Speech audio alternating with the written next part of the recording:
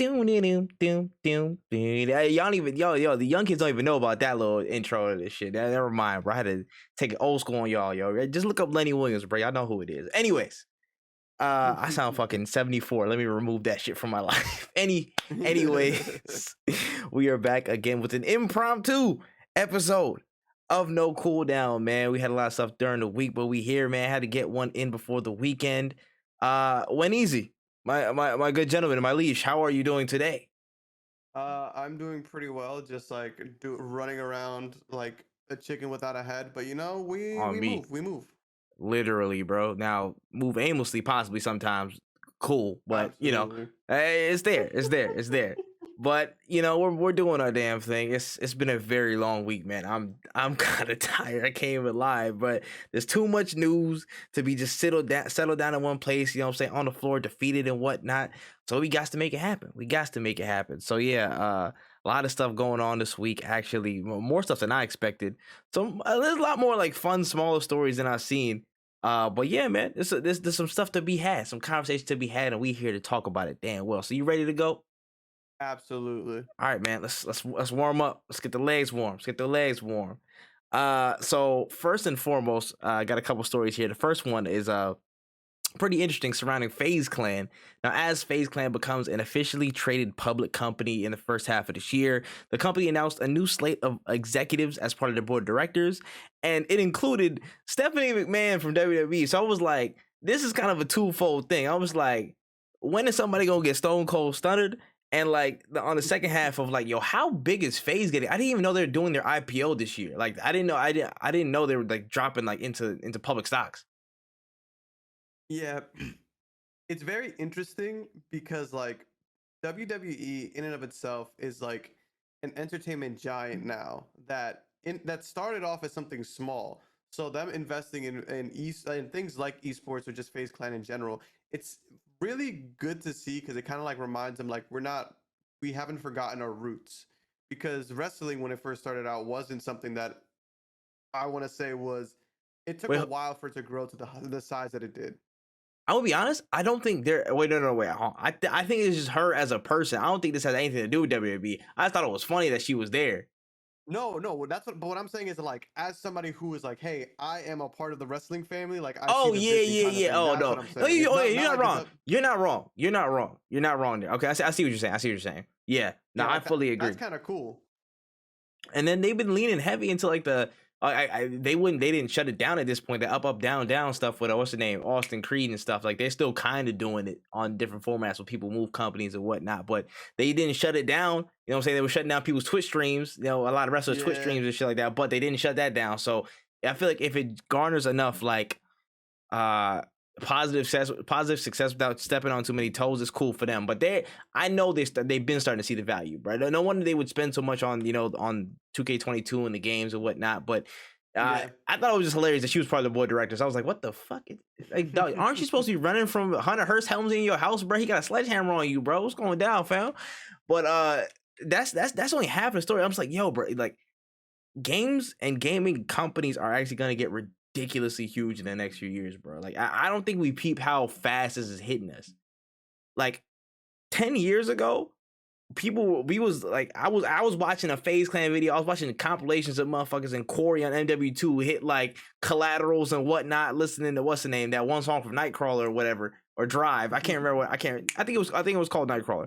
I don't know, but or Night Call. That's what it's called. But yeah, Yeah, I know what you're talking that's a about. good ass song, by the way. I don't care what the fuck y'all Phenomenal. say. But yeah, but like literally 10 years ago it was that, and now we're here where it's like, yo, they're an IPO. They're bringing in $500,000. I'm about to say not $500,000, $500 million a year. Excuse me.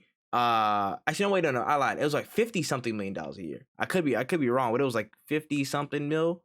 Let me double check the numbers. But yeah, they're bringing in like millions every year.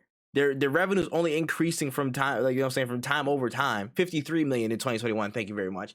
But yeah, they're growing as a brand and as an organization and everything else in it. Like they're getting so connected with media, and it's gonna be only a matter of time before we realize, yo, like all these orgs are gonna start popping up in the sense that, yo, they're real formidable brands in the space. Like we've already made the argument. We already know that gaming will probably be the biggest entertainment medium in like probably 10, 15 years time, like by a good margin at that point. Yeah. And now Yeah. I feel like that this is like it's another marker of progress because you can see it at all levels, man. Like from this side, I see like, okay, you're gonna see these, the oldest kind of like the grandfather companies that we know, the optics, the phases, the people that are like, they've been here around the longest in terms of the gaming industry. They're gonna make their Knowledge. way forward as a brand to kind of push that path out. And after that, you're gonna see so many different orgs and so many different celebrities break into those orgs, whether it be esports or general life and brands. You see how Xset is rolling. You see how Face Clan is rolling, of course. I give another example. You can give out like on the UK side, like a smaller one. They just started Pog5, you know what I'm saying, with King and Wolfie. Like you can see all these different facets and lanes of organizations popping up. And it's only gonna get bigger as people literally try to hop in and get a part of that and forge their own little, like, their cultural imprint as a brand. And it's gonna get crazy, man. It's gonna get crazy. We're seeing it like live in color. I don't think people are really peeping how like fast this is moving. Like, I feel like people on the outside who are either in the process or have been like, older statesmen, I guess, of the gaming industry and like this era of like, internet taking off, have seen it. But it's gonna get really big really fast, and we're gonna be like, yo, what the fuck? They're like face people at the Oscars. They produced on some shit like, yo, what the fuck happened? You know what I mean? So it's gonna get really, really, really exponentially huge. That's what I'll say. Exponential growth is coming for that. 1000%. It's just showing how many people in powerful positions are seeing what gaming is becoming. Honestly, for real, I just need them to cut me a check. That'd be nice. No, 1000%. A check would always be nice. Listen, I wouldn't turn it down. Come on now, you know what I'm saying? Who would? Listen, this early to ask the question. You know what I'm saying? Facts. My DM's open, boy. Trust me. You better cash in on this talent now. You better give me that Supermax now while I'm young. Don't make me catch my stride and start shopping teams like these football players, bro. Listen, I'm gonna get my dollar. Be sick. Yeah, the price is going up. Y'all gonna be sick. The price of the brick going up, man. All right. All right, let's move on to the next story. I'm fairly sure we actually got an update on this earlier, and we talked about this on another episode of No Cooldown. But we got an official word this week from Sefton Hill and Rocksteady that Suicide Squad: Kill the Justice League will be delayed until spring of 2023. I'm fairly sure we really did talk about this though. So I mean, honestly, I didn't think too much of it when I saw it like pop up this week. I kind of saw it coming. Like, that game looks insane, but we also like didn't see like raw gameplay. Like, we saw gameplay, but it wasn't like, hey, I have a controller in my hand and let me show you how the game works type thing. Honestly, if they want to push that, John, all the way back to the next holiday season, I'm good with that too. I think what we talked about last time, I don't know if we talked about this. I think we might have talked about Gotham Knights. That might have been because that's something that definitely got delayed. Yeah, you're right. I feel like you're right. But like, they needed to just take their time, man. Ain't nobody trying to play bad games. Nobody's trying to waste money on bad games. So like, if you're gonna tell me you're gonna delay it, go for it. There's so many games I haven't beaten yet. I got so much time. I don't need this game in my life incomplete. You know what I'm saying? Yeah, no, I feel that. It's like, go ahead. I was gonna say, like, it just sucks because it's like some games that like will release in a bad state, and it's like, yo, I just spent $60 on a bad game. It feels like you made an investment instead of buying the game. Like, I'm not trying to trade stocks here. I came for $60 worth of content, and now I got a bad game that I gotta wait for you to fix. Hopefully for you to fix. We'll see. But I really want to see this game like be good. I want to see it progress well. I want this game to be a solid game because it looks phenomenal, and it can honestly be one of the best games to come out, like one of the best co-op games. It's a co-op game where you literally flying around doing crazy stuff in a city. Like, that's nuts. That's dope. Hey, listen, that's a fact. And you know me, you already know how I rock with this, man. And like, no pun intended with Rocksteady, but literally I put this at one of my most anticipated games of this year. Sadly, it will not come out this year, but I don't care. As long as you literally just take your time and just make this game as good as it possibly can, because I know this game can be freaking fantastic. I'm all good. The groundwork is honestly there for y'all to make a literally like a groundbreaking game in terms of impact, man. Like, if you see the quality behind it, people are gonna flock to it, man. Especially if it's co-op, you know it's gonna have a really, a fruitful life cycle in a sense. So And I'm sure they're gonna pack it with post-launch content, the little co-op challenges, or you know what I'm saying, like challenge rooms or whatnot, new game pluses and all All that that. stuff like that. I have full faith in y'all. Just take your time. That's literally all I need. I'm not even mad that this slate is slightly impacted because honestly, I needed some more room this year. It's already too many Yeah. games I'm behind on. I'm gonna keep it a big stack Yeah. with you. It's already too much shit. I'm like 3 steps back on. You don't even want to know, bruh. Like I still gotta finish 20 year in Sifu. I still got a 20-year Yeah. Sifu. I beat the game, but I gotta go back and you know what I'm saying, I'm about to say knock some shit for real. But now I'm missing Tunic. I'm not playing Elden Ring until somebody buys it for me, so that's kind of out the rotation for me. I've already made my stance on that. What's it called? What's the name? What else dropped this one? Well, 2K22 I have not played yet at all. Yeah. There's too much. There's too much in the slate. It's only gonna get worse. So I'm not mad as long as you come out Yeah. in your be your best self. Be your best self. Yeah. And come on through next year, and we're gonna welcome you like you never even left, like you were never even had a delay. So you're good. Yeah, I haven't beat Elden Ring. I haven't beat Sifu.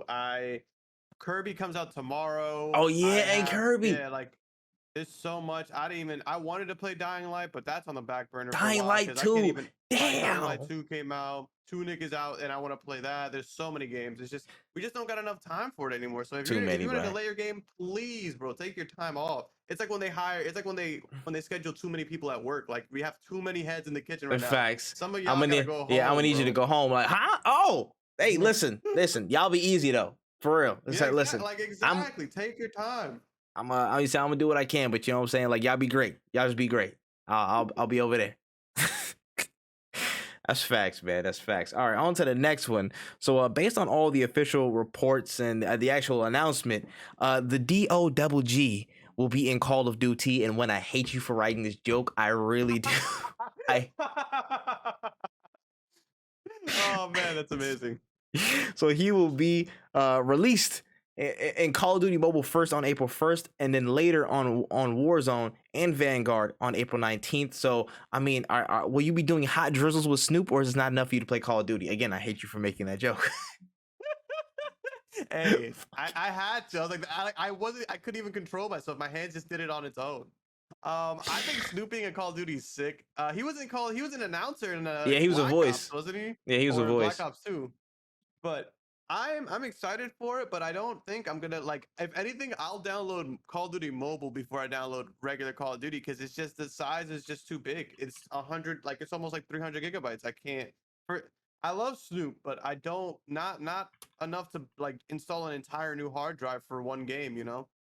I think it's interesting that like this happened right before he signed to FaZe Clan. Bro, I'm telling you. It's I like, don't know what the pull is here, but like that's kind of insane. Like it's crazy. It's like, yo, he signed to FaZe, now he's in the game. It's nuts. It's nuts. bro, it's kind of wild, honestly, when you think about how quick this turns out, bro. He is a habitual bag getter. He just goes to where the bag is at this point in life. And I'm like, this is actually funny because today I just somehow randomly stumbled back upon like the Source 95 awards or the 95 Source Awards. And like how he was just like, yo, we know East Coast don't rock with us. Let it be known then. And like how he was just like, I don't know, just like he went from like that, like just defending the land to being a straight bag getter, bro. I'm like, yo, listen, he know how to make it through, bro. He just know how to make it through. They're joint crazy, but yeah, I'm not playing this shit. So, Snoop, good luck. Yeah. You know what I'm saying? In the war zizzle, whatever the fuck you want to call it. The war zizzle. When I hate you so much, I'm moving on from this topic. I hate you so... Damn it. Damn it. That's amazing. Anyways, on the last story of the warm-up, so as we approach the official release of Sonic the Hedgehog 2 coming in theaters, Xbox has seemed to come in and collab with the Sega Cornerstone series. Now, the major point of this collaboration comes in the form of furry controllers colored red and blue for Knuckles and Sonic respectively. So like this is an interesting, way to collaborate on stuff. I have so many questions. I have honestly so many questions. But when your thoughts, please. I honestly, it's so funny. Like it's so funny, but I don't think I'll ever buy that because it looks disgusting. I'm Not sure in it mind. works. Walking light. functionally well, but like I just can't imagine like imagine if your like hands are dirty or like sometimes if you're playing a game and you're getting real sweaty, like your hands get sweaty. I can only imagine what like how sweaty your hands are gonna get when you're holding on to like a slipper, basically. It's the static. What if it like what I don't even know. Like there's just so many there's so many reasons why you shouldn't do that, and they just said we're not gonna listen to any of those. There's a lot of variables to this motherfucker. All right, there's a lot of different pitfalls potentially. Now the whole thing is like again the Xbox and the two controls. The Xbox kind of looks cool with the golden ring and then the Sonic and I'm about to say the Sonic and Knuckles on each side. Actually, it's pretty decent for Sonic fans. I'm pretty sure y'all would like that. You know what I'm saying? This is the sweepstakes and whatnot. But the furry controllers. Now let's break this down. You know how many dusty niggas don't even clean their hands, let alone their controllers, on a daily basis in life? So you want to tell me you have a furry controller that literally clings to all the particles and nastiness that they've had. You know what I'm saying? They all on it like this. And then they put it down, set it up, put it back down. You know what I mean? And then you got to touch everything else with you got to vacuum controllers. You know what I'm saying? Just for the sake of it, bro. Logistically, maybe this is not the best move. But for the sake of the promo, it's cool. It's cool. It looks great. It looks great. But me personally, I'm not getting a fucking Dorito dust. I'm about to say Dorito dust sucker, bro. Just attached all on this, bro. Can you imagine like the 10-year-olds that like eat hella snacks and whatnot, like pretzels and all that, and then put their hand on the controller, play it full body, pressing all their fingers into it, and then putting it down? That joint gonna look like an abomination, bro. My goodness. You're gonna need a lint brush for your controller. Like that's an insane thing. It's so crazy. I can see it now. There's gonna be some old ass grandmamas and whatnot that put that washer and that put that control in the washer and dryer and shit. Like, it was dirty. It was dirty. Like, what you mean? Why would they make it furry if you can't wash it? And it's like, facts. Dude, that's not it's not crazy for you to say that. It's not crazy for you to say that. It's not crazy. I love that TikTok right now. I'm loving this shit. Oh my goodness. All right, that is it for the warm up. We're good. We're nice and stretched out and whatnot. Let's get into some of the main stories from this week. Hey, I'm liking this right here.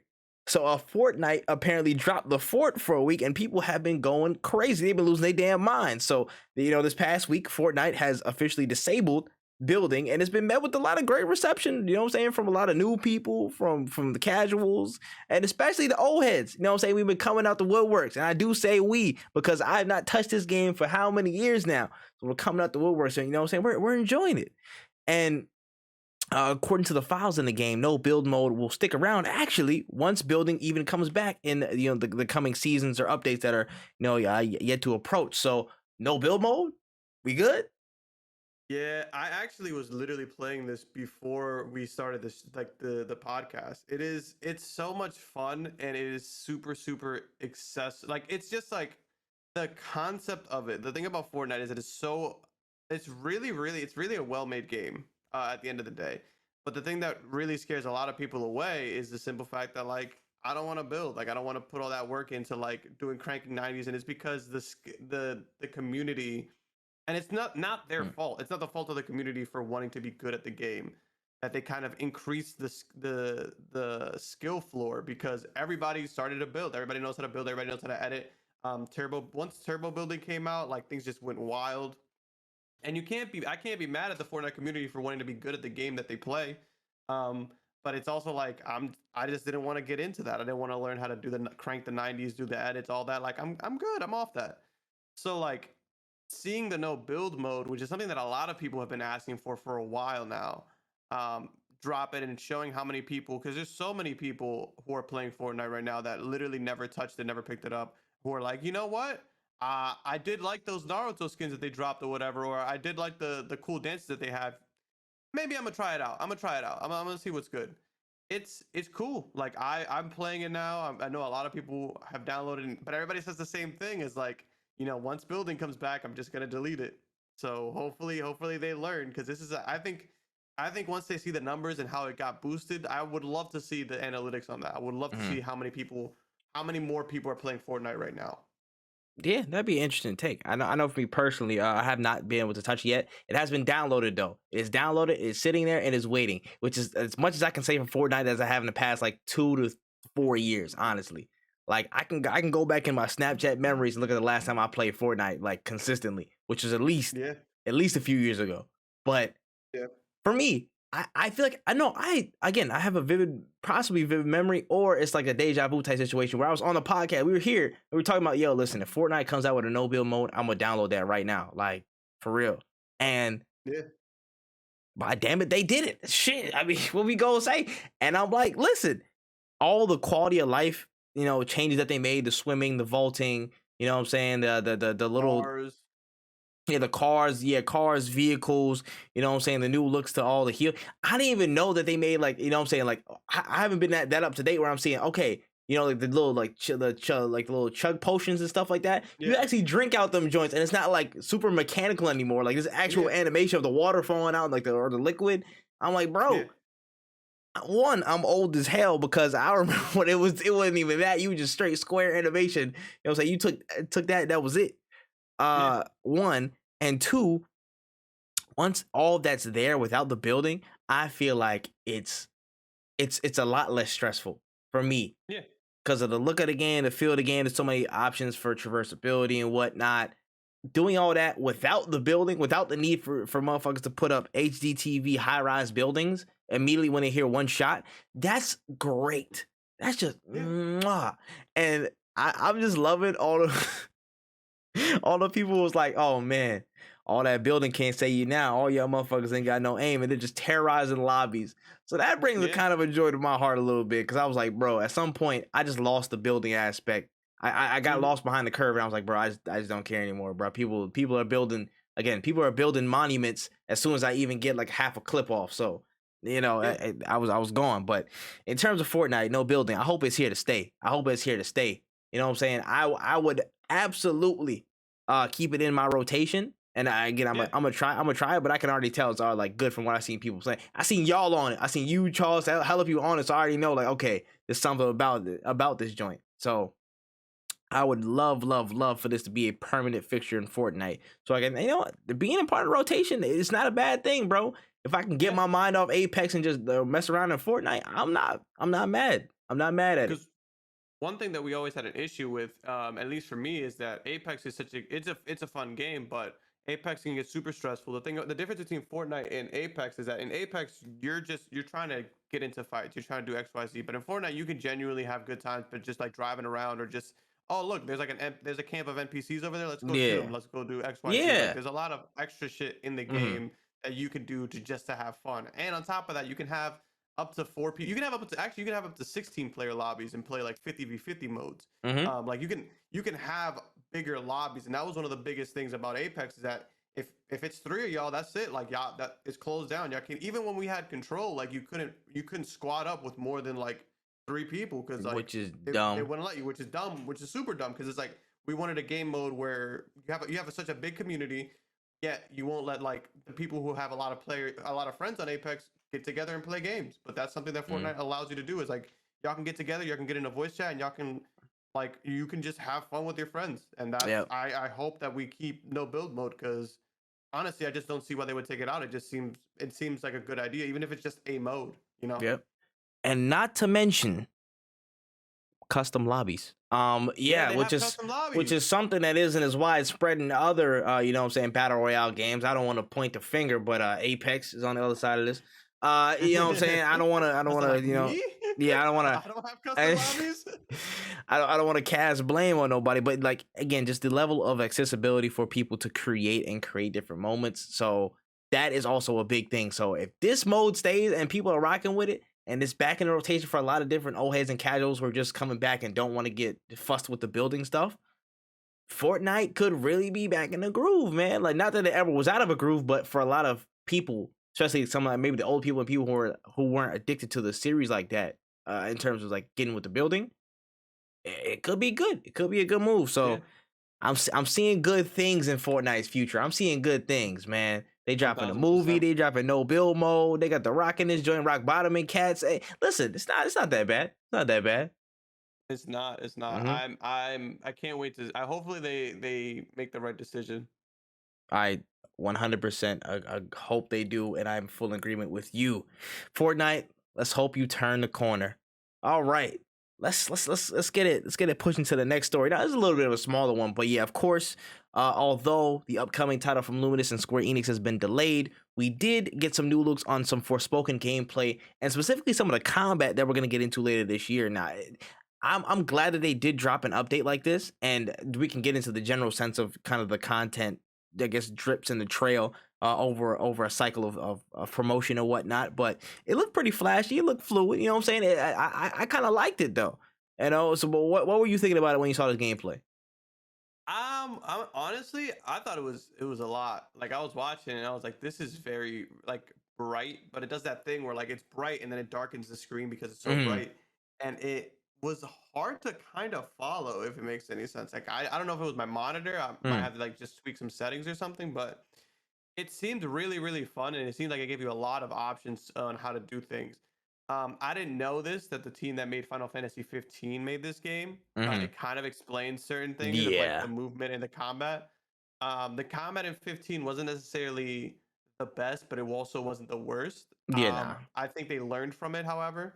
So I'm excited to see it, but I'm a little bit more cautious than I was before, and that's just because like although it's very flashy and it looks really cool, I don't know how much I guess I can take of like that much flash. Like there were times where like they were like doing Mm, combos and I didn't even know what was going on in the screen because I was like, this is a lot kind of thing. yeah. But it does look phenomenal. It does look fun. So it's still on my radar 1000%. Mhm. Now this, I'm on the other side of the camp. Well, where I'm a little less cautious now of seeing where it's at in terms of the combat side. Like for me, this is like priority number one, honestly, on the list of things that they have to cover. It's like that, the fullness and richness of the world, and then story. That's probably my top three. That's probably my top three. And gameplay again for me is a big sticking point, especially when it comes to games like this that are like open world and you're running with a bunch of different enemy types. What will they give you in terms of the tools that you can, use to, get your job done? Trying to defeat all these enemies. And they make it look cool as hell, bro. I'm not gonna lie. Like there's a lot of, again, a lot of varied options you can get into. Some of the lighting effects were weird, but that's not what I'm focused on right now. Um, just in general, like I'm liking how it moves, especially just again, just base movement, getting from side to side, maneuvering and stuff like that, dodging. It feels, it looks and feels very fluid. And for me, that's bread and butter, man. I love that type of stuff. I love very, again, free flowing gameplay. You know what I'm saying? I'm a Kingdom Hearts head. You know what I'm saying? I like that where you can jump from enemy to enemy. You know what I'm saying? Be real, like lie on your feet, glide through the air.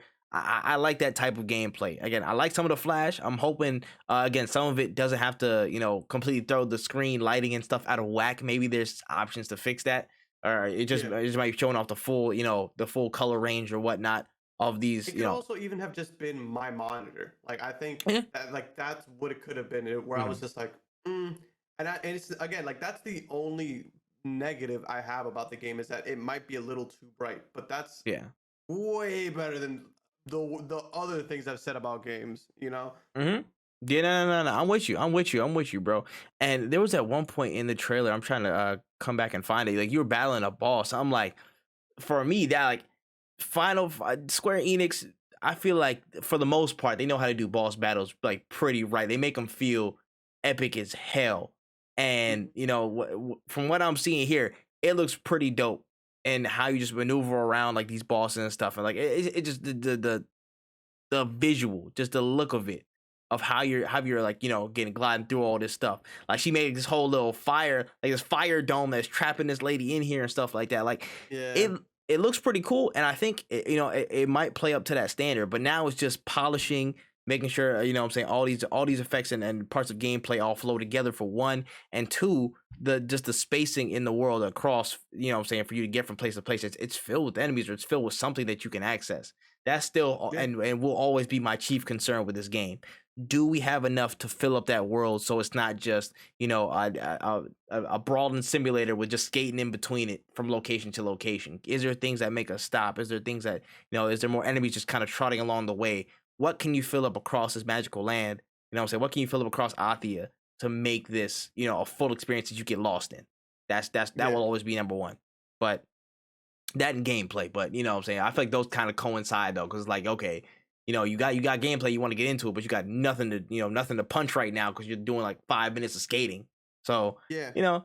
it all depends. It all depends. But Forspoken, we're still looking out for you. You know what I'm saying? Still set to release October of this year. I believe 14th or the 27th. I'm not sure, but October of 2022, we're still looking out for you. All right, let's slide down to another topic. This might be up your alley, dog. We can talk about this a little bit. This past week we got some news on the competitive landscape of Overwatch League, and it's gonna need some healing after losing some major brands like Coke, Kellogg's, and State Farm from their sponsorship docket. Now, this has happened, of course, after some rounds of sexual assault and harassment lawsuits were filed last year against the company. And some of the past sponsors have been quiet on whether or not they will return with the 5th season approaching. There's yet to be a single sponsor logged on for the season to rep Overwatch League. Man, what's going on? What's going on? Oh shoot, did I disconnect? Is he still alive? Oh yeah, I disconnected. Yeah, I'm still alive. I froze. Yeah, I froze. Cool, I'm running it back. I'm running it back. I'm running it back. What did I stop at? State Farm. All right, bet. Dang. So basically, yeah, y'all didn't hear nothing. So this past week, we got some news on the competitive landscape of Overwatch League, and it's going to need some healing after losing some major brands like Coca-Cola, Kellogg's, and State Farm from their sponsorship docket. So this happened after some rounds of sexual assault and harassment lawsuits were filed last year. Now, the companies that were previously involved with Overwatch League have been quiet on whether or not they will return, and with the 5th season approaching slowly, they have yet to find a single sponsor. So Blizzard might be in a little bit of a pinch, man. Let's talk about it. It sucks because I remember the first season of Overwatch. I remember I was working as a bartender and I had ESPN up on the TV, and I remember sitting there watching the finale, like the finals, and like two of my coworkers who worked at the movie theater were like walking up and like they were like sweeping, but they would stop to see like what they're like, what round is this? And I'm like, this is the first round. They're like, all right, cool.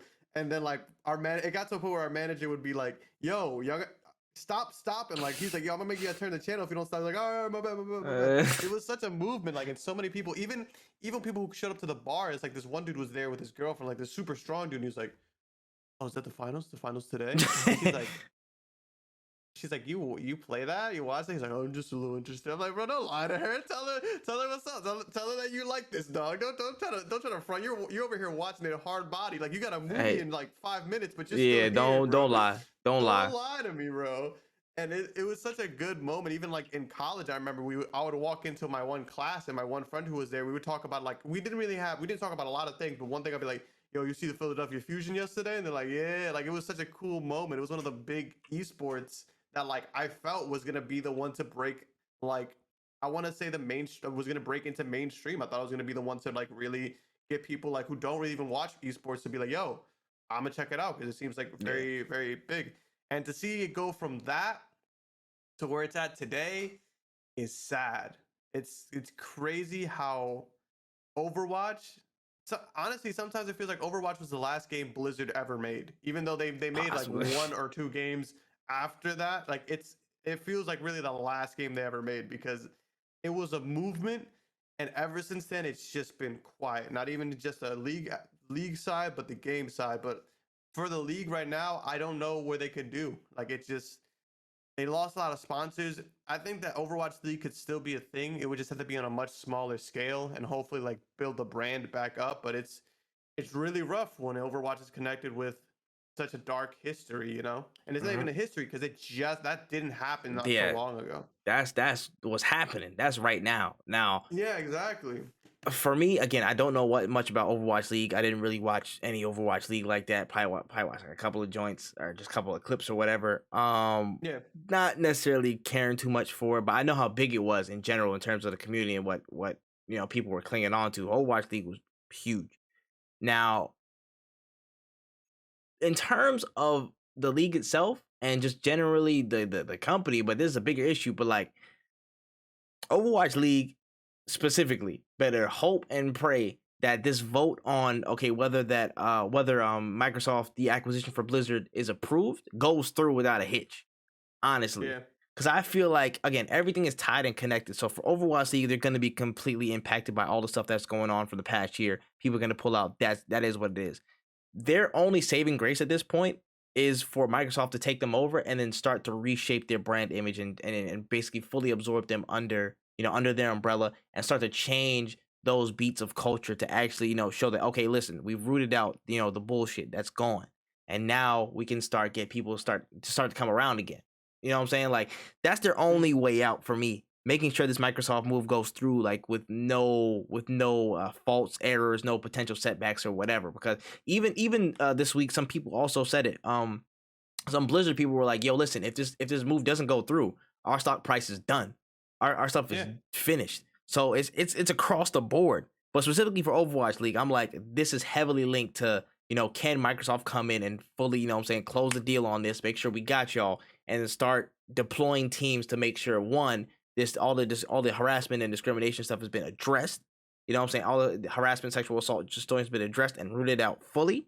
And then two, how can we start to, again, reassociate the brand with more positive, with more positive connotation on that stuff, man? Like, it's going to be a long uphill battle for Overwatch League. Will I say they make it? I have no idea. I'm not necessarily, king for it, but it is the success of Overwatch League is highly contingent on this Microsoft deal, and they better hope this is like, it's a surefire thing, and it's like there's no setbacks to it, because right now they're sitting on zero zilch. They didn't even get FUBU, bruh. There's no sponsors, bruh. Like, it's done.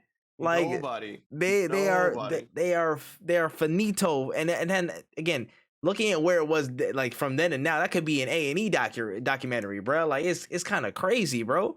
So It's insane. For me, it's not even what can we do to build back up trust? It's how can Microsoft come in and help us, and how soon can they do that? Like, at this point, there's nothing Blizzard can do on their own to help turn around any success of Overwatch League or whatever.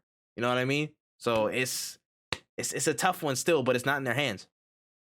Yeah, it's definitely not. And as a fan of Overwatch, I hope that they can turn it around. But it's just it's an uphill battle. Like, exactly how you said. Like, we're just gonna have to hope and pray that it all works out. Yeah, Because man. It's not looking too good for them. Yeah, man. Listen, people calling, Doomfist turned to a tank. I don't know what that means, but people said it was crazy. I don't know, man. There's a lot of weird signs. A lot of weird signs going around. I don't know exactly what it all means, but people saying Overwatch, saying it might be in some trouble. That's all I heard. That's all I heard, man. We'll see. I don't design games. That is not my profession, so I cannot say whether certain actions are good or bad. I can say off of the impression of a player what some of this stuff looks like, but we will see in the beta. We will see in the beta. Yeah, for sure. All right, let's skip on a little bit forward to some announcements, some new stuff that's coming through. So this week, the team at IllFonic dropped an announcement trailer for the new game, Ghostbusters Spirits Unleashed. Now, the gameplay is actually looking to slide into the lane of 4v1 monster versus survivor gameplay styles that we've seen grow in size over the past few years. As you use the PKE meter, the ghost trap, and the proton pack to capture a rogue ghost, or let the rogue ghost go crazy on y'all with 3 other players in several iconic map locations from the film series. Now, thoughts on this, man? This is interesting. Like, I'm not the biggest Ghostbusters fan, but Ghostbusters has always been again, iconic. That's a staple series. Like, you can't really mess with that in terms of generalness. But in terms of the game space, what are we seeing? So it's funny that you say you're not a big Ghostbusters fan. I don't consider myself a big Ghostbusters fan. I'm sure a lot of people wouldn't consider themselves a big Ghostbusters fan. You kind of see where I'm going with this. I don't hate it, but I also just don't know who it's for, I guess. Because the 4v1, 5v1, 3, whatever, like the we're all chasing one character. That game franchise, I feel like, is growing, but not necessarily in the most healthiest way. Because I see a lot of games announce, oh, we got a 4v1 game coming out. It's popular for like maybe a week, it kind of dies out, and then they all go back to Dead by Daylight, and it's like I would love for this to be well. I just feel like sometimes people are trying to ride a trend that doesn't have a lot of room for them. Mm. Um, a horror survival Ghostbusters game could have been sick. I don't know. Like personally, I hope it does well. And for all the Ghostbusters fans who I'm assuming are playing video games, I hope that this is a game that you guys check out. But I haven't heard many good things from Ghostbusters games. I haven't heard a lot of bad things either. There are some bad games, but you're gonna get that with licensed material anywhere. Um, but it's just like I Mm. just don't know who it's for. And it could just be my ignorance. It could just be because I'm young. I didn't really grow up with Ghostbusters. That movie was before my time. But I don't know. Like I'm not looking for Ghostbusters anywhere. Like anywhere I go, I'm not like, yo, whoa, they got the Ghostbusters stuff. Like I'm cool, man. I don't know if this is the genre for them. I feel like they could do much better in their own like single player space or something. I I just mean, you disrespecting the old heads right now, bro. They about to come get you, dog. and I'm sorry, bro, but I like the movies. The thing is, like, I like the movies, but I've never Yeah, like saw the movie and been like, I need this shit in a 4v1 game. I want like it's just not me. Like I just don't see it. yeah. I feel you. It Now, could be fun. I hope I'm wrong. I really do. I really do. this is the thing for me. It's like I I I'm cool with that 4v1 genre and stuff like that. Of course, they've had their misses, they've had their things that I've been mad at. Evolve. I'm looking right at you. It's not exactly horror, but Evolve, we have a long-standing beef. That's some kind of different, but go ahead. No, I was gonna say like Evolve was trash, but Evolve was probably one of the best ones out of the franchise. Like like even though that shit it was Mm, horrible because of the microtransactions and shit, yes. but it definitely was the grandfather of them all. It It was showed us how yes, fun it could be. yes. It was definitely an OG. It definitely like it helped pave the way for this type of stuff to come through for like Dead by Daylights and whatnot to like actually shine through and Yeah. whatnot. I agree. I do agree. But I have my own gripes with it. They had a lot of reshelving to do. Yeah. Didn't pan out the best. But for me, it's one side, it looks pretty fun. It looks like something I would definitely try because I'm like, yo, I'm not I'm not the biggest Ghostbusters fan, but I know about Ghostbusters, so I'm like, yo, this will actually be pretty cool to play. And like from all angles, it looks actually really interesting. Like, so it's not, we're chasing the ghost, and the ghost could mess with us at the same time. We're not, it's not like necessarily us escaping. So it's gonna be Yeah. one outcome or the other. Either the Ghostbusters die or or the ghost is busted. So it's not necessarily the same outcome as directly other 4v1 games, like okay, death or survival, or you gotta, what I'm saying, or escape mainly. Actually, yeah, escape, which is like Dead by Daylight. I'm kind of comparing it Yeah. to in the Friday the 13th. So it's not necessarily you escape with your life or whatnot. It's actually a kill or be killed situation. I like that. I like that a bit more. And again, the aesthetic of Ghostbusters, the fact that some of these things I'm seeing in the trailer, it's like okay, you can like be like the luggage and like slide through and trying to hide from them. It can produce a lot Yeah. of cool moments, and it just looks pretty humorous and fun for a lot of it, man. It actually really does, like, really humorous. Again, the locations look pretty cool. You can use, again, there's a variety of different ghosts you can play as. Again, the ghost traps, everything. Like for me, I feel like there could be enough in here to actually provide differentiation from other ones, but it's just the fact of you have to. I feel like you have to market this in a certain way because it can get lost in the shuffle so quick. The fact you already said Yes. 4v1, you already put it in competition with Dead by Daylight, this game, the next game, you know what I'm saying? The Texas Chainsaw Massacre one is coming out in like a year or two or whatever. Like there's already enough competition you're pitting yourself as. Now you have to really work hard to actively market and differentiate yourself and show you, okay, why is our 4v1 experience different? Why is it not Mhm. the same shit as why can you play this and feel differently from when you play Dead by Daylight? You know what I mean? And I feel like Yes. it's through more of the humorous side of Ghostbusters, more that the kind of the quirkiness and the different things that that you've seen throughout the series. I feel like that's where they need to tap into, at least in the aesthetic sense, to make sure people say, okay, listen, this is a really fun game. You know what I'm saying? You can get into a lot of different stuff. Not like, okay, everybody's killers, everybody need to do this, that, and the third to just survive. And it's like super horror focused. You know what I'm saying? I feel like tonally and again, gameplay wise, they need to make sure they're distinct, as distinct as possible, to not get caught in that shovel and sucked into the debate of, oh, we can just play Dead by Daylight. But Yeah. overall, it's not going to be easy because I feel like this 4v1, the market for these types of games, fairly saturated, I'd say. Because Dead by Daylight has been eating it up like for most of it, and then you got these other games that are starting to come through the shuffle. You got the Outlast Trials. I completely forgot about the Outlast Trials. That they're going to be a thing Outlast coming soon. Trials, Evil Dead, Oh, the Evil Dead game as well. Evil Dead game. There's more too that I'm just not thinking of right now. The But I Texas just feel Chainsaw like Massacre. That game is going to be a yes. 3v1. Like Um, there's a few of them, but it's like they're all big enough to be like, yo, listen, like they might cannibalize each other when it comes to, okay, what do we play in a certain sense. I just Ghostbusters don't feel got like to the get player away. base is that big. Yeah, I, that's also true. like I just don't think that there's just enough people to play all these games at the same time. But Hmm. what you're saying about Ghostbusters is completely true. I think it'll be more fun because of just like you're not here to escape. You're here to bust the ghost. Hmm. I agree. Oh shit, Phasmophobia and Devour. That's also two more. As before, yeah.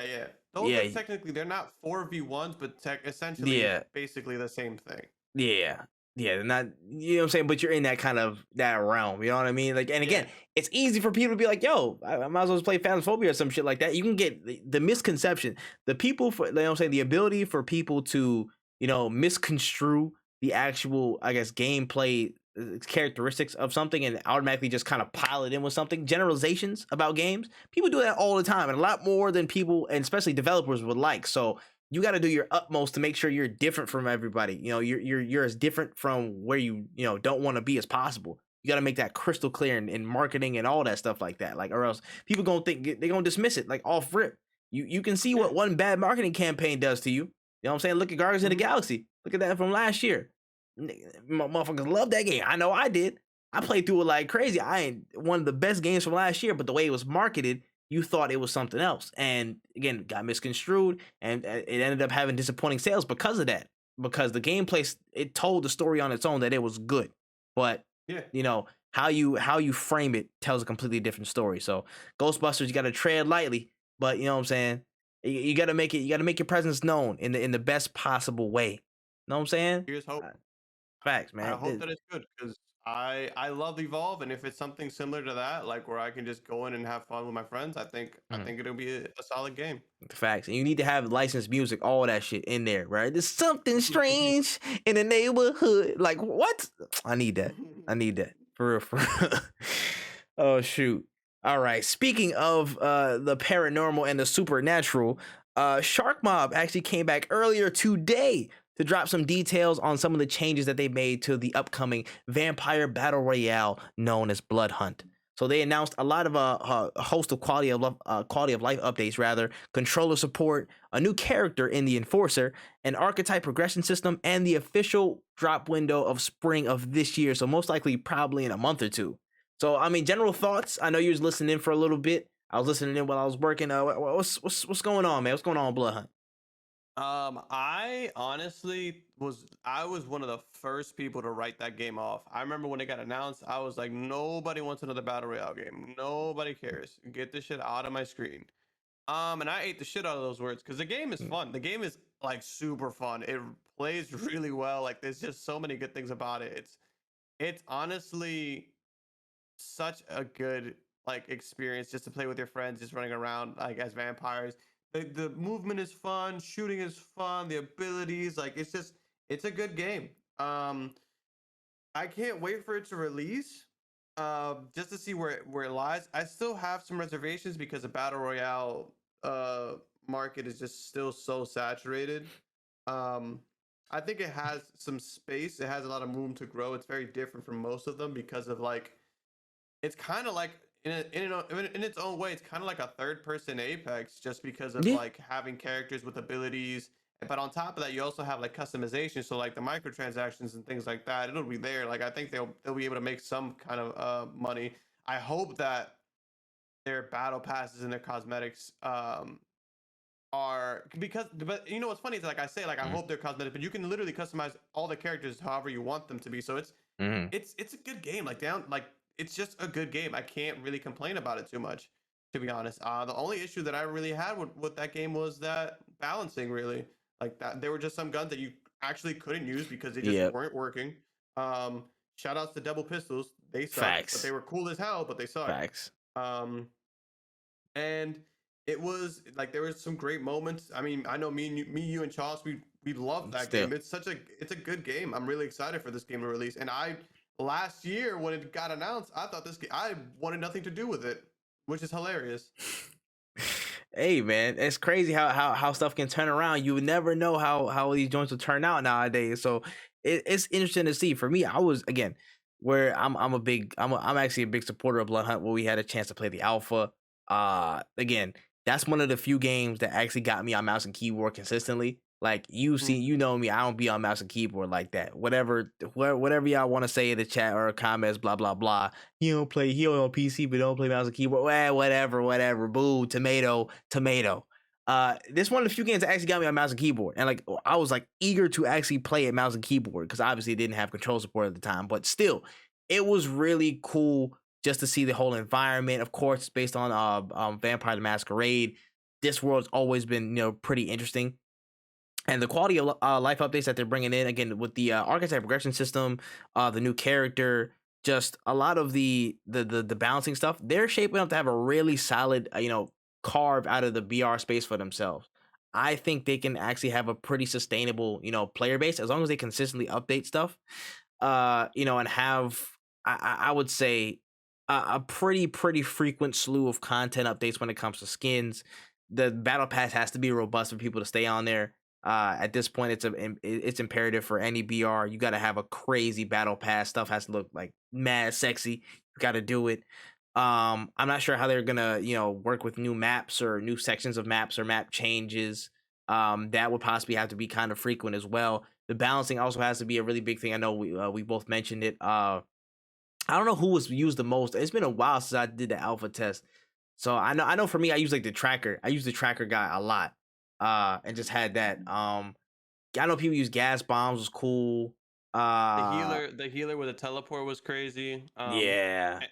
But on the other opposite side of that, the same like clan who had the teleport and the flash ability was like barely ever used because Yeah. nobody used it. Yeah, it's true. There were just some combinations that weren't as impactful. So reshuffling that, and I feel like that's where the archetypes actually comes into play and it helps rebalance a lot of the stuff because they'll have the base attacks, they'll have their base abilities and stuff like that. But the archetypes actually help you customize to a certain degree.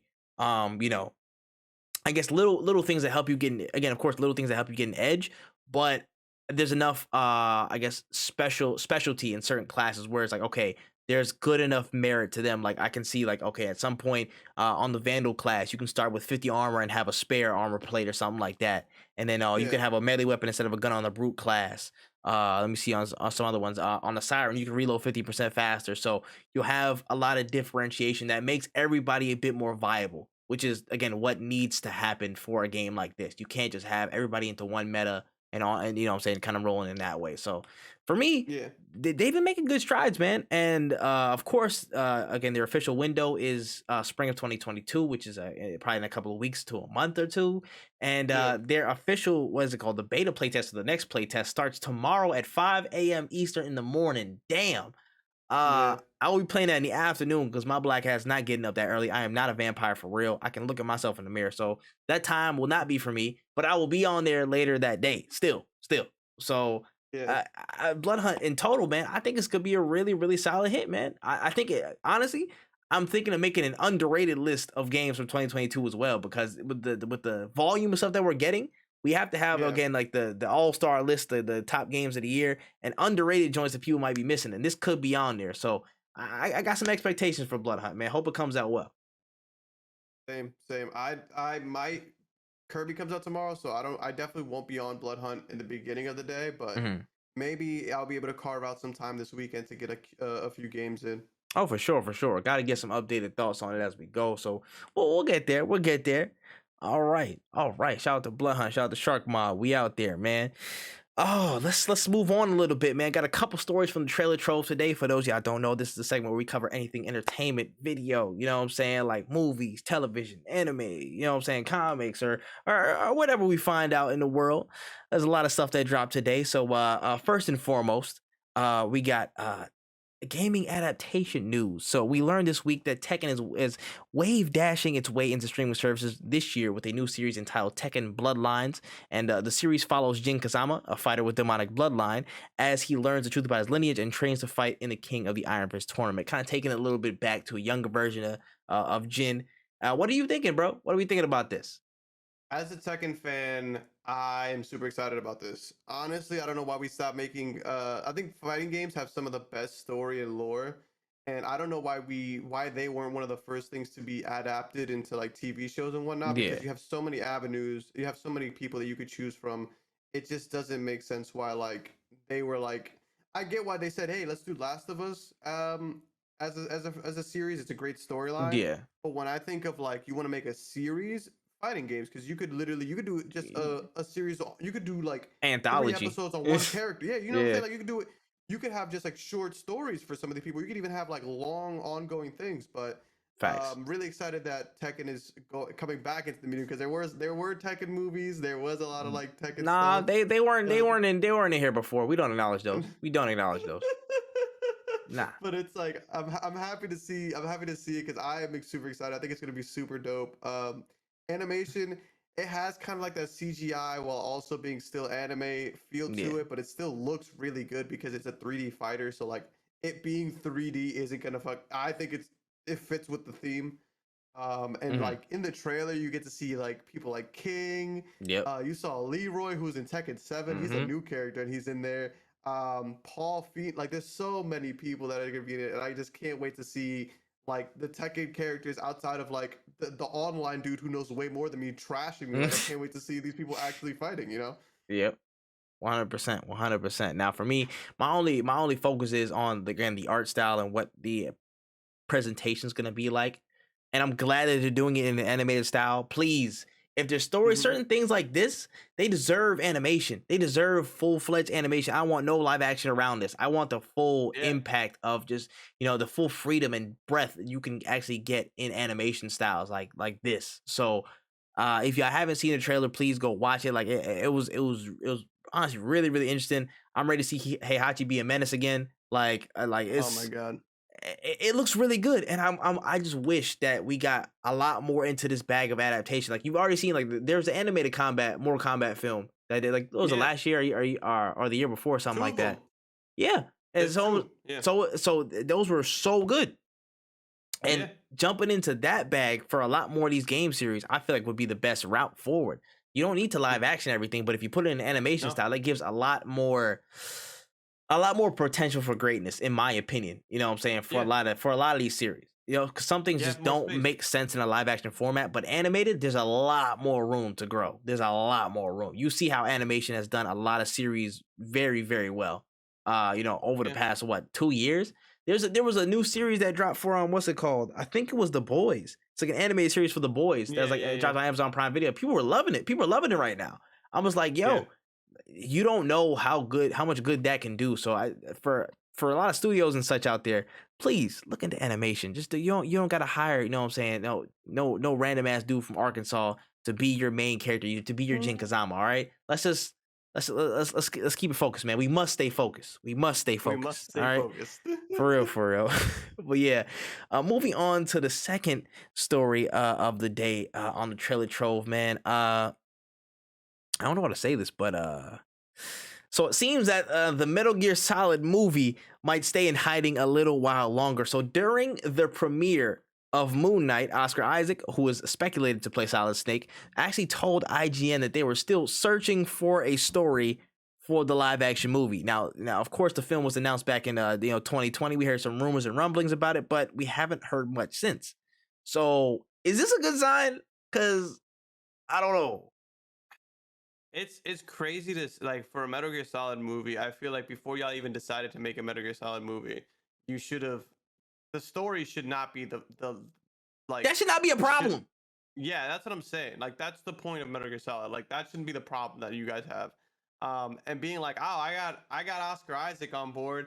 I want to make the movie. That shouldn't have been you should have found the story first. That is the most important thing about that movie. And yeah, I don't know. As a Metal Gear Solid fan, like a huge fan, I'm kind of not holding my breath on this one. they could have honestly just redid Metal Gear Solid 1 and turned like adapted that into a script. I thought that's the route that they were going for, but not knowing what the story's gonna be is a little scary because it's the reason those games were good were for the story. So if you're looking for a new story to tell via Metal Gear Solid, you might as well just make a spy movie and call it something else. Because I just don't see. I don't unless you're like you just gotta adapt it. If you don't adapt it, then I don't know what it is. It's the same problem that I feel like a lot of live action video game movies have. It's like, who is this for? Are you making this for Metal Gear Solid fans? Are you making this for people who are fans of spy movies? Who is this for? And if you're gonna tell me Mm. that it's for Metal Gear Solid fans, but you're trying to find a new story, good luck doing a Kojima story without Kojima. Like he's the reason those games were good. And I 100% doubt Konami's gonna allow. I don't even think he wants to write a Metal Gear Solid Mm. story for a Konami licensed movie. You know, I don't know what the plan is there. I think it's a lot of people who are ready to like, hey, let's jump in and do this without thinking about how to do it. Yeah. I've noticed a common theme from a few people lately in the TV and movie development space. Motherfuckers just don't want to look at a story anymore, do they? They don't want to look at source material anymore. That's kind of crazy. That's actually kind of wild. People do not want to look at source material when they have no idea where to start. That's Yeah. wild. The Halo series actually dropped today. I gotta go start watching that and see what's going Oh on. right, I And forgot apparently about they that. showed Chief's face, which is a whole nother topic. Exactly. You see the shock. I You don't see even the like Halo, but I know you're not supposed to do that.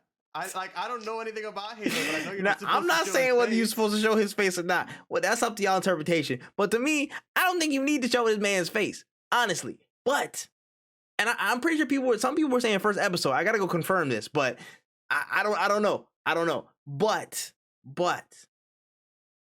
you know, okay. Trips in this chat said there's a reason for it. So all right, listen, I'm gonna keep my hands up for it. But I'm just saying in general, there's a little bit of unnerving energy about people on the production set for these shows and be like, yeah, we chose to avoid anything about the story, you know, or any source material to reference off of. It's just a little bit of worry. I understand these are professionals. I understand these guys are doing their jobs at the utmost best of their ability, but there is some credence you have to give to source material, at least in not necessarily even paying homage, but kind of sticking to the overall ethos of a show. And I feel like you do miss some of that when you decide to avoid, you know, source material or not look at the source material. You know what I'm saying, for certain things. So I understand there's a need to tweak, you know, certain things for television that have gone well in games but haven't done anything else. But I feel like it's at least should be standard to give a solid, like, you know, brush through of the entire series or the entire body of work of a franchise so far to figure out what works, what doesn't, what story can we tap into, what story can we not, you know, and do that thing. Some people have, again, I don't want to bring up the quintessential example, but you can see, like, you know what I'm saying, Matt Reeves going through everything in Batman to figure out, okay, what worked, what didn't, what can he put in this story, what can he adapt, what can he squash together. Cool.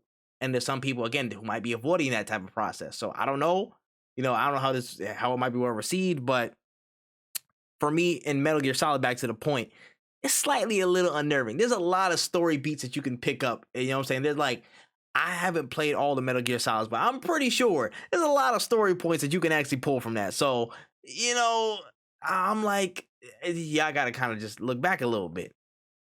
It's just like, and it's not that I don't think that that it could be done, but it's like the phrase, and it could have just been, you know, because he was at a premiere of a movie, he wasn't like saying it properly or wasn't like wording it correctly, but saying something like, hey, we're trying to find a story is scary. Saying we're still working on the script, different, completely different.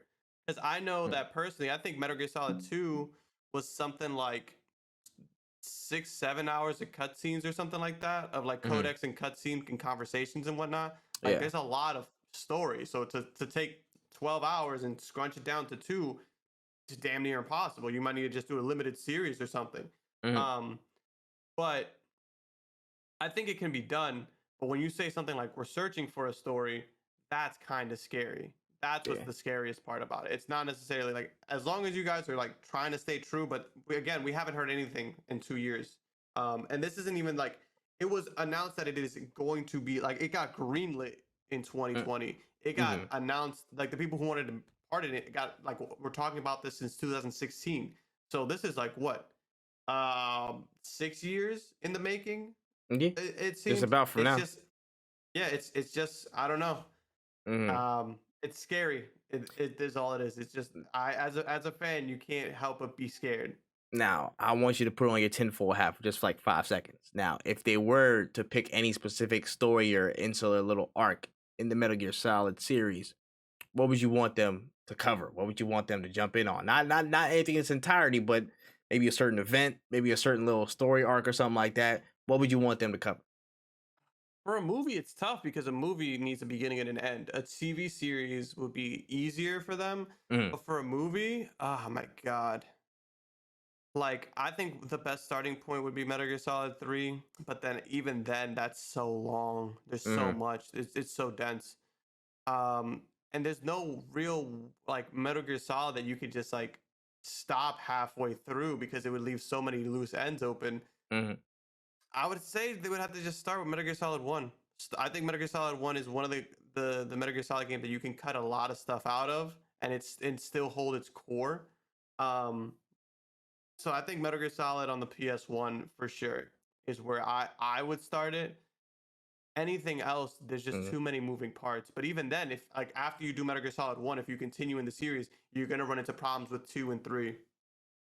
Like it's Got just you. they just get so bloated with cutscenes and characters and some characters you think don't matter and then they end up mattering and it's just Mm, like and there's the thing about it too is that Metal Gear Solid 2, Metal Gear mm. Solid 1 because it establishes things a lot of the characters from Metal Gear Solid 1 um some people make reappearances, some people become important later on, some people become Yeah. important like it's wild like you have to start with 1 if you're going to stay true to the series.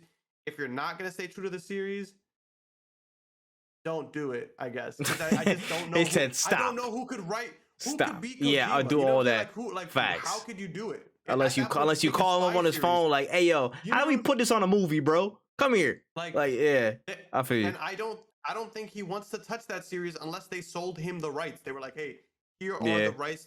You know, licenses. Here is your game back. I don't think he's gonna want to touch it because he knows he has the sauce. Hmm. He knows that he made the series. Yeah, that's fair. That's definitely a fair point on that, man. Listen, just put the what sound in there, and I'll be fine. I'll be okay. All right, now I'm fucking with you. Yeah. 1000%. But yeah, this is not on the notes, but I did want to talk about this. All right, literally, kind of. If y'all haven't seen the Batman, which I don't know how the hell you've gone this far without seeing the Batman at this point, turn away right now. So today we actually got a little update to the Rada Alada website. Oh, peace. Oh yeah, Trips, you gotta go, bro. Trips, you gotta go. I'm about to say we got some content update. You know what I'm saying from what's it called? As a matter of fact, should I do it at the end of the podcast? I'll do it at the end of the podcast. Trips, I don't want you to leave, bro. You good, you good, you good. All right. We do an impromptu. I'm gonna save it for the end. I'm gonna save it for the end. I'm gonna save it for the end. But hey, listen, now this is actually a good moment in the podcast to stop. This is a PSA. If you have not watched the Batman, I need you to go steal your auntie's credit card now. Borrow it, allegedly. Borrow. Make your way down to your local theater. Make a purchase for a solid IMAX theater. If you don't got an IMAX theater, it's all good. Just make your sheet shake a little bit or whatnot. You'll be fine. I need you to go in there and see Batman. I need you to go in there and watch it. Honestly. Now, I'm not saying it's the greatest Batman film of all time, but it's probably the greatest Batman film of all time. We could talk about that at a later time, but watch this. This has been publicly approved by the government of the United States of Trip. Shout outs. You know what I'm saying? We did. All right. All right. Anyways, all right. That's enough of the trailer trope. We'll go back to that shit later. Anyways, we got an update this week from CD Projekt Red that a new Witcher game is currently in development and underway. Now, the team also announced that they're on the move, officially switching development engines from their in-house system Red Engine to Unreal 5, working closely with the Epic team. Although Cyberpunk 2077's expansion that is still upcoming will still be developed in Red Engine. So, I mean, out of the blue, The Witcher's coming. So, I mean, dang. Like, all right, a new Witcher. Yeah, I'm excited. But what's going on, Wen? You ever have like a friend who's like broke, but then you see him like taking trips to like Miami? That's what like CD Projekt Red is doing right now. It's like, oh, we got a new game coming out. No, you gotta go to work, bro. You got still a have new to go to game. work. What are you talking about? You owe me money. Like, what do you mean? Yeah, Listen, I'm not excited for this whatsoever because they didn't even finish the first. They didn't finish They didn't finish Cyberpunk. It wasn't. They didn't finish Cyberpunk, and then on top of not finishing Cyberpunk, they announced that they were gonna do DLC for Cyberpunk, and now you're telling me that you're announcing a new game is in development after the problem with you and Cyberpunk was announcing things too quickly. All right, bud. Cool. mm, Cool. yeah, yeah. I'm just like, all right. Listen. On one hand, I'm very excited for a new Witcher series, man. Of course, critically acclaimed series. It seems like you guys be doing, getting started on it. But now I just can't seem to get a little bit of the past out of my head. And this is where the grand conversation about CD Projekt Red comes into play. Like we were talking before Cyberpunk is like, oh yeah, listen, if this game goes crazy, gonna put it into the stratosphere. Now we're looking at like, yo, this game really had a huge knock on their credibility, I think, from a lot of different standpoints. It had a really big knock. And now everything that they do is gonna be under a microscope, like, okay, what you doing next? You know what I'm saying? What's going on now? So at the same time you're dropping, development updates and stuff, you're still patching the game that's still broken to some extent. You're coming out with a new Witcher. You're already starting to, you're already starting like to kind of move off of this. Now, I don't know Yeah. what the split of their development studios are with the expansions and patches and fixes for Cyberpunk and then the new game, but it's like, dang, they had a full plate in front of them and they order McDonald's out, the next time over, bro. Like, yo, like, all right. I mean, that's what it looked like in this sense. Like, yo, listen, hey, Cyberpunk is going. It's really great if I just reach in my pocket and pull out the pocket set and just distract you with the new Witcher, bro. Like, you know what I'm saying? Like, it's kind of crazy to think about, but I hope Witcher comes out fantastic, man. Like, there's still a lot of time in between that, just announcing it, but I was very interested in talking about just how games even have their full slate of lineups, bro. Because like I feel like there's a way to do it and there's a way not to do it, and a lot of people are doing it in a way of not doing it as efficiently as possible. You know what I'm saying? Like, why do you just announce the game is coming and then give me nothing else there? That's where I'm starting to turn old and hermity, bro. Like, you know what I'm saying? Sometimes I get excited, I like to speculate, but then now I'm starting to see, some days I'm just like, okay, but what is there? What's there?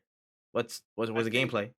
What's the story? I think it's because we grew up with like back in our day, we used to not have a lot of games to choose from. Like we didn't like 1 year. If we had 1 year where we had 4 good games, we were like, wow, this is insane. This is an amazing. Like this is a great year for video games. It's like 4 solid good games. Now we're in a day where like games drop almost like every day. It feels like.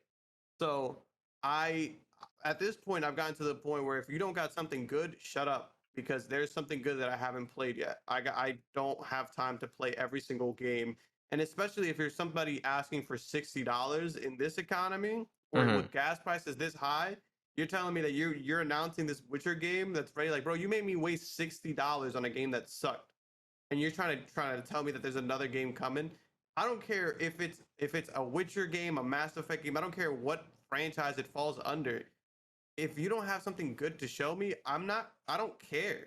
And if you're just going off of because it feels like all they're doing is going off the strength of the name and like, cool, bro, that's awesome that it's a Witcher game, but you're not really in a position to negotiate after that big flop that was Cyberpunk. Like, nobody here is gonna sit there and be like, hey, like another CD Projekt Red game. Back in the day, before Cyberpunk, literally people. That's why we wanted Cyberpunk is because y'all were making it. But now that y'all are making it, it's a little dicey.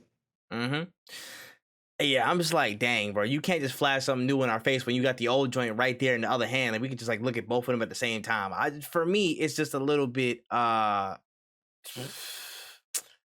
undercooked. It's it's a little bit, a bit quick to the draw for me. I'm like, y'all could have y'all could have waited. You know what I'm saying? Y'all could have seen the full arc of Cyberpunk play out to where y'all dropped the expansion. Y'all made sure everything was cool on that end. You just kind of tying up loose ends with little update packs here and there. But once that big hump is done and you kind of save some face on working on Cyberpunk, then you drop that bomb and drop some gameplay of, The Witcher and what's coming next from that. But you kind of dropped that early, you know what I'm saying? I feel like, again, it's the PR move, like, hey, yo, bro, we got to get them off our ass because they still on us like this, bro. Take that, go, go, go, go.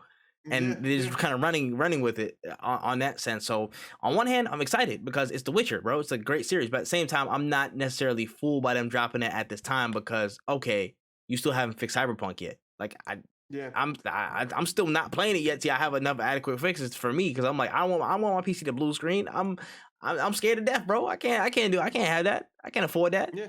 But we keep moving. So hopefully The Witcher, you know what I'm saying, is fantastic, which I have no doubt it will be. But CD Projekt Red they gotta walk on eggshells a little bit right now. Gotta walk on some eggshells. For sure. Mm-hmm. All right, on to the last news story of the day. We got to look at the upcoming Apex Warriors collection event with a lot of new skins, Crypto's heirloom, new arenas maps, and the return of the much demanded control mode back into the rotation, only for a limited time. Still shake my damn head. Now, the event is coming in next week, March 29th on all platforms. What are we thinking about, the Apex event, all the new skins, all these new, maps and modes coming back into the fray and whatnot? What's going on? I'm excited for the control to come back. Crypto getting an heirloom is sick, but I still feel like his buff didn't really put him that big up in the like his pick rate. I don't really even feel like got altered that much by the small change that they made to him. I hope that this is a chance for them to maybe give him a little bit more of a buff. I feel like he's still in need of something, but the skins the skins are cool. Collectors events are always dope.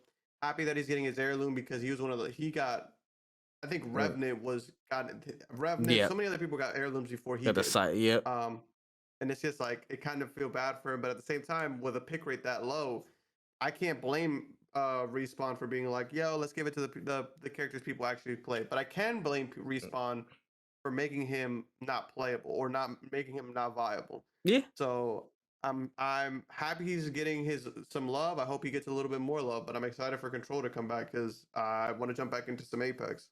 Facts. Now, yeah, I'm only here for Control. I'm not even gonna lie at this stage. I'm not going crazy off the skins. I'm not personally buying them like that.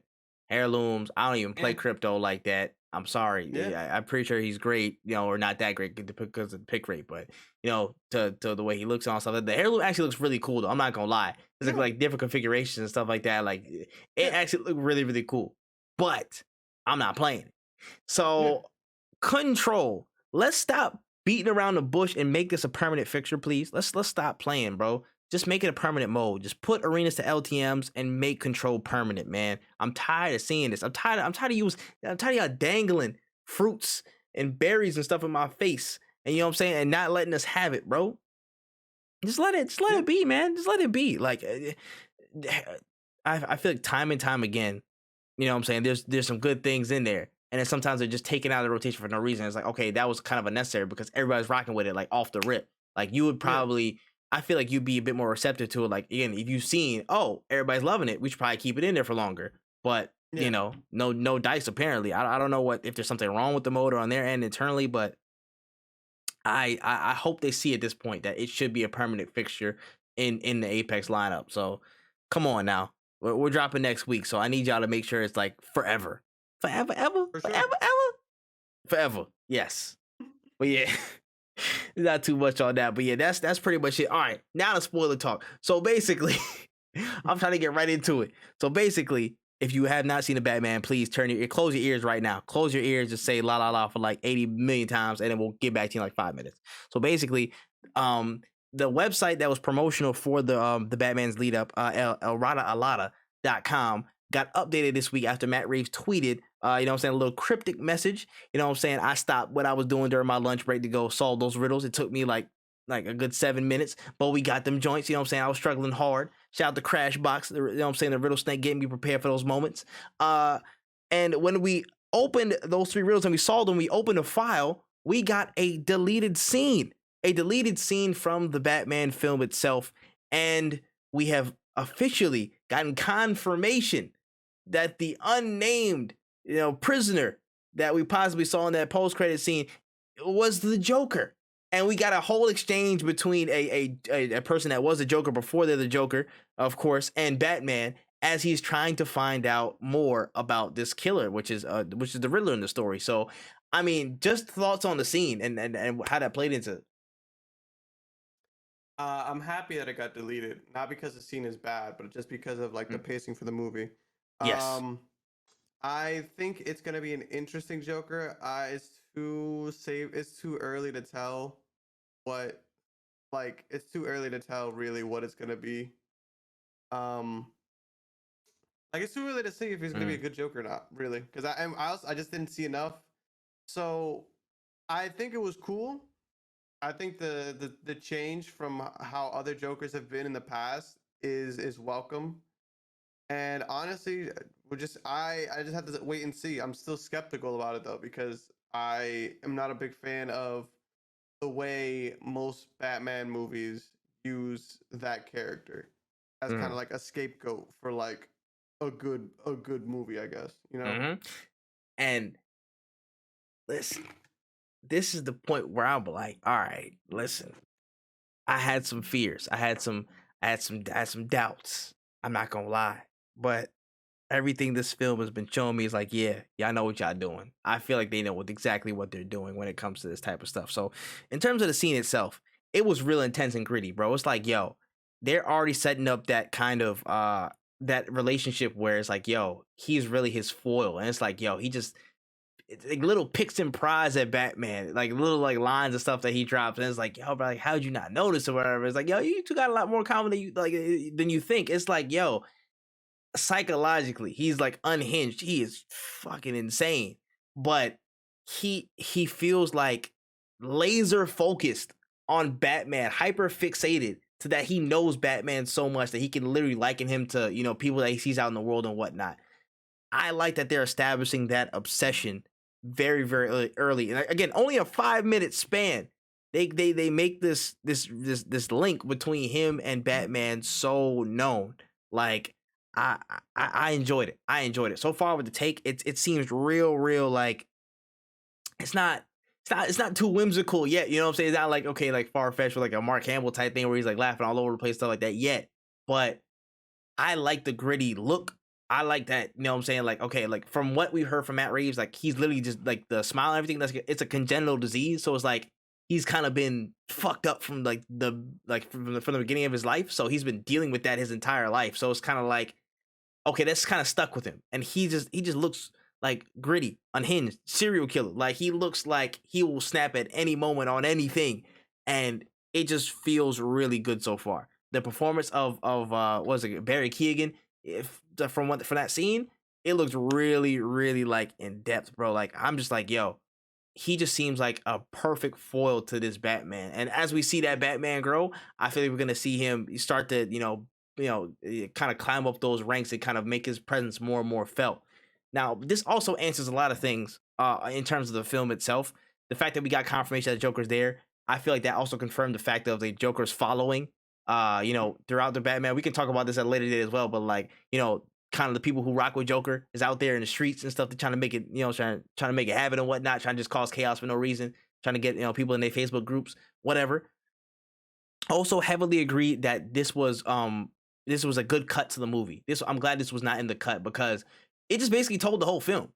Honestly, Yeah. it just told the whole theme right there in the scene. Like he called it out like verbatim, like exactly like what you should be looking for in a story. So I feel like that would have kind of turned audiences away from it in a sense that like, oh, okay, we know what's going on now. The Joker basically just told it. So why are we even focused on all these little details now? So the fact that they left it out really kept people either guessing or still in the beats of the story at each moment. So it's not like, we heard based off what Joker said, we're ahead of the curve now, so we can expect what's going on for the rest of the movie. It kept people on the edge of their seat. So very, very smart, intuitive cut, honestly, on my end there. Now, I know there's been some, I guess, I guess was it debate over whether the Joker should have been included at all. Now, I for one, I'm like 55-45, 60-40. The Joker should still be in this series. It should. I'm welcome to a Joker inclusion in this saga. Now, on the condition, it has to be on the condition that he pops out at the very end of the series, just when he's starting to get a hang as Batman, just when he's starting to get things down, just when he's starting to figure out, who these enemies are, who the Rogues Gallery is, how he can put them in their place. That's when true chaos ensues, and he comes out the ashes, and and the Joker's master plan to really rise up as the clown prince of crime and turn Gotham upside down. That's when it kicks off.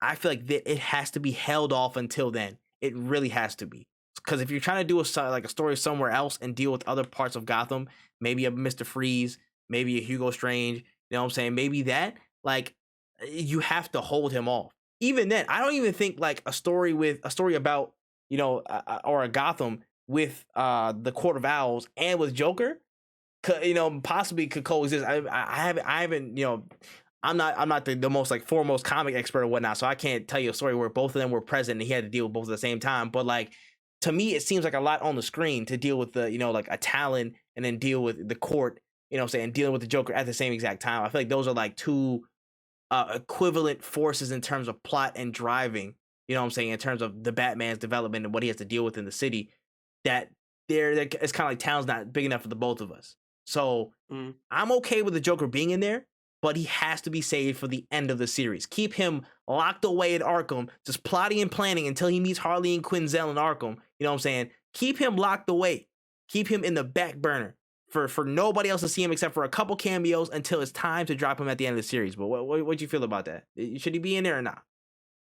I don't think that I didn't like how much screen time he had in the movie. Personally, I think hinting or even just showing maybe 10 seconds would have been just as effective. Mm-hmm. But I don't know. I still feel like I need to watch the movie once or twice more. But I think that this Joker will be interesting for sure. And yeah, I don't hate him in the franchise, but I just don't want him to be used like other people have used the character to try to scapegoat their way into having an interesting try and boost up the story because we got Joker's name on it after a Heath Ledger performance or whatnot. I feel you. I don't think it will be this though. I feel like this is a lot more meticulous than we think. Now, I feel like this inclusion probably could have been dampened a little bit. Okay, we could have made it a little bit more subtle, but I'm not mad at this approach either. I'm honestly not mad at this approach either because, again, if you want to make an intimate, gripping start to the Gotham and Batman, you know what I'm saying? And seeing, okay, it's a real, close type of shit. Stuff's just beginning, but it's real gritty right now. I'm not mad at the way they introduced it. Because you're okay, at some point we're gonna start expanding. You see, the city's gonna start growing, and the conflict is just gonna get larger and larger and larger. And then when he comes out, that's when some real shit's going down. So if they keep it in that format of he's locked up, he's in a corner, he's hidden away, but his presence is still felt in terms of interactions of Batman going to see him, and his influence on the city, and the crazy motherfuckers just doing wild stuff, beating up random people. You know what I'm saying? Because of that, I feel that we can make this work. We can make this balance. You know what I'm saying? It doesn't have to be another saturated Joker appearance after Heath Ledger. Yeah, I feel you. I think we'll see, because by the time we get a third Batman movie, it'll be a long time since that performance. So, especially even since the Joaquin Phoenix performance, we will have time to have we will have had a lot of time to separate all these impressions of the character. Mm-hmm. I'm telling you, it just, again, for now, I feel like the denial of this version of Joker is just because of, again, we got so many Jokers over the last couple of years. We got the Jared Leto twice, technically, through Suicide Squad and Snyder Cut. We got of course Joaquin Phoenix's Joker, and then we got this one that's upcoming. So it's okay, there's too many Jokers in this type of span, so we gotta kind of shut it down. We feel like it's being overused, but I feel like that's also gonna. I feel like it might even boost the performance of this Joker, because you're fighting an uphill battle. It's okay, there's too many Jokers. We don't even like y'all off rip. So they're gonna try and like again work in con to be like, yo, we're gonna show you why this Joker's gonna be like insane in this saga. So it could work to the benefit of this version. It could work to the benefit. So we're gonna have to see. But I mean, for me, in my opinion, so far so good. Yeah, for sure. All right, and with that, that's all the topics I had for me today, bro. I don't know if you got anything else on your docket, but yeah, had to get through that. For anybody that literally sat through that and hasn't seen Batman, y'all are crazy. Y'all are stiff and coke. Like so. Anything else for the day? Not that I can think of. Tomorrow I'm celebrating my 3-year. I'll be starting at like 10 a.m. Yeah, and then I guess be on the lookout for Saturday. We have a open panel with Growth. So if you don't follow Charles, but we'll be tweeting out about that. Yes. And that's really about it for me. I can't think of anything. I might have a video out soon, but I don't know if it'll be today because of how it's already 7 o'clock. Bro, So, in fact, yeah, that's all I got. Jay say you sniffing coke at Arby's. Oh my gosh. And King in the chat, he still hasn't seen it. King, what are you doing? King, bro. Bro, listen. Little bro, listen. You just stop everything you're doing to watch that. All right, listen. I should have broke out of my lurk earlier while you were streaming and told you go watch. Listen, I'm on a mission now. Stream. No, nobody giving me a break. Hey, listen, man. Listen, you gotta give him a break of a Kit Kat bar or something like that and distract him and get the fuck out of there and get to a theater, bro. I don't know what you gotta do, bro. No, I hear you though. But ASAP, man, for real. But yeah, yeah, my news or my updates are, I got no other news for the week, but shout out to everybody that's coming through and watching all this stuff, man. We dropping YouTube videos every day this week. We have one every day so far this week. Got one more tomorrow. Again, the growth event is going to be on Saturday at 4 p.m. Eastern time. Going to have a couple special guests on there. Me and Charles going to be streaming. So y'all make sure y'all check it here. Twitch.tv at ThatManTripp. Let me see what else is there. Of course, you gotta follow the socials and stuff like that at No Cooldown Pod on Twitter. Just search No Cooldown on all social platforms. What was it? Stitcher, Apple Podcasts, Spotify, Anchor, Google Podcasts. We on a couple more platforms now. So yeah, make sure y'all get in there. Jay, Mario, we're not talking about it. Get away from me. I know what you're talking about, and get away from me. We're not talking about Mario. Leave it alone. I know. It's not coming. It's not coming, bro. But yeah, that's all I got. A lot of content is coming, so make sure y'all tapped in with that. Listen, it's Wen's 3-year tomorrow, man. It's stream anniversary, man. So you got to make sure you tap in with Wen. So all social channels at WenEazy, YouTube at Wotaku channel. You got to check them there. You know what I'm saying? It's gonna be lit. So yeah. Honestly, with that being said, drink y'all waters. Tell y'all people you love them. Again, to you consistent Elden Ring sufferers, hope you continue to suffer. Just had to put that one in there. Yeah, man, Fortnite. I'm gonna see y'all in Tilted Towers. Peace. No Cooldown is out, y'all. We going.